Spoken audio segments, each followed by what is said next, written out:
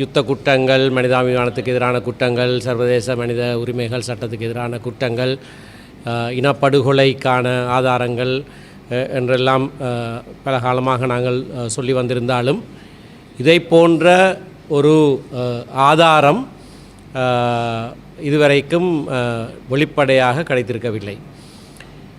ஏன் அப்படி சொல்கிறேன் என்று சொன்னால், ஒரு சிறிய சதுரத்துக்குள்ளேயே 150 மனித எலும்பு கூட்டு தொகுதிகள் கண்டெடுக்கப்பட்டிருக்கின்றன ஒரு சிறிய காலப்பகுதியிலே. மேலும் பல கண்டெடுக்கப்படுவதற்கான சாத்தியக்கூறுகள் உண்டு.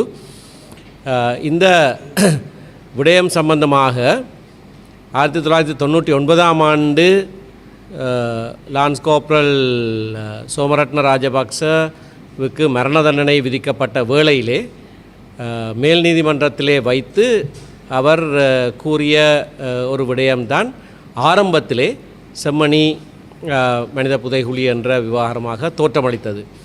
அவர் சொன்னது 300க்கும் 400க்கும் இடைப்பட்ட எண்ணிக்கையானவர்கள் அங்கே இராணுவத்தினராலே கொன்று புதைக்கப்பட்டிருக்கிறார்கள் என்று சொன்னார். அவர்கள் அன்றைய தினம் அடையாளம் காட்டின இடத்திலே 15 எலும்புக்கூட்டு தொகுதிகள் தான் கண்டெடுக்கப்பட்டது. அதிலே 2 அடையாளம் காணப்பட்டிருக்கிறார்கள். ஆனால் 25 வருடங்களுக்கு பிறகு 26 வருடங்களுக்கு பிறகு செம்மணியிலே அவர் சொன்ன அதே இடத்திலே கொஞ்சம் சற்று தள்ளி மாயாணத்திலே இந்த தற்செயலாக இந்த மனித புதைகுழி கண்டுபிடிக்கப்பட்டிருக்கிறது. நான் ஏற்கனவே சொன்னதைப் போல 150க்கு 50 ஏற்கனவே கண்டுபிடிக்கப்பட்டிருக்கிறார்கள். நூற்றுக்கணக்கான உடல்கள் புதைக்கப்பட்டிருப்பதாக சோமரட்ன ராஜபக்ச 25 வருடங்களுக்கு முன்னராகவே சொன்னது இப்பொழுது நிரூபணமாகிறது, அது உண்மையாகிறது. ஆகவே அவர் சொன்ன மற்ற விடயங்களும் அதுக்கு ஒத்ததாக உண்மையாகத்தான் இருக்க வேண்டும். இராணுவம் பொதுமக்களை கொன்று புதைத்தார்கள் என்பதுதான் அவருடைய கூற்று. இங்கேயும் பொதுமக்கள் கொல்லப்பட்டு புதைக்கப்பட்டிருக்கிறான சான்றுகள் தான் காணப்படுகிறது. பெண்கள், சிறிய குழந்தைகள் எலும்புக்கூட்டு தொகுதிகள் கண்டெடுக்கப்பட்டிருக்கின்றன.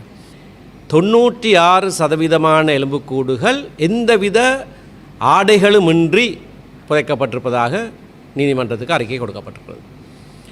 எந்தவித ஆடையும் இல்லாமல், அது மட்டுமல்ல அணிகலன்கள் போன்ற வேறு தடயங்களும் இல்லாததாக இருக்கிறது.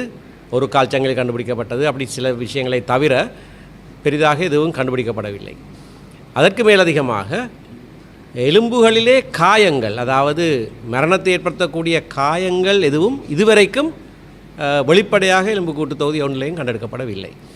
ஆகவே மிகவும் அசாதாரணமான ஒரு முறையிலே மனித புதைகுழிகளுக்குள்ளேயே ஒரு அசாதாரணமான மனித புதைகுழியாகத்தான் இது தென்படுகிறது. ஜனநாயக தமிழ் தேசிய கூட்டணியினர் இந்த கையெழுத்து போராட்டத்தை, இந்த விடயத்தை மையமாக வைத்ததையிட்டு நாங்கள் எங்களுடைய நன்றிகளை தெரிவித்துக் கொள்கிறோம். இது மிகவும் முக்கியமான ஒரு விடயம். ஆகையினால் எங்களுடைய முழுமையான ஆதரவு இந்த கையெழுத்து போராட்டத்துக்கு நாங்கள் கொடுப்போம். நாங்களும் சேர்ந்து இதிலே ஈடுபடுவோம்.